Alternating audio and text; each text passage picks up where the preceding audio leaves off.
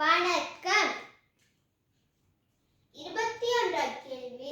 இவர்களுள் முதலாமவரை உறவுமுறை கூறி அழைக்கக்கூடிய பொருத்தமான சொற்றொடியை தெரிவு செய்து எழுதுக. இங்கே 4 சொற்றொடி இருக்கு. முதலாவது சொற்றொடி மகன், தாய். இரண்டாவது சொற்றொடி தம்பி, அண்ணா. மூன்றாவது சொற்றொடி மூத்தவள், அக்கா. நான்காவது சொற்றொடி தந்தை, மகள். மகன்னு நம்ம தாயின்னு சொல்லி அழைக்க மாட்டோம்.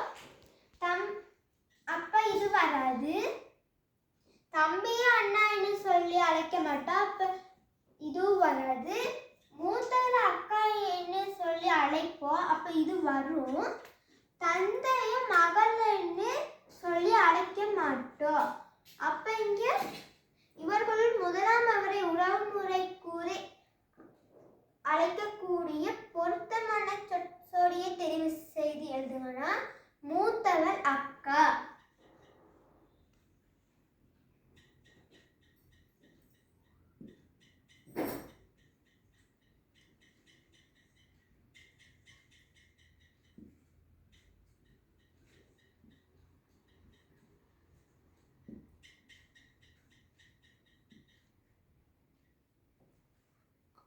நன்றி.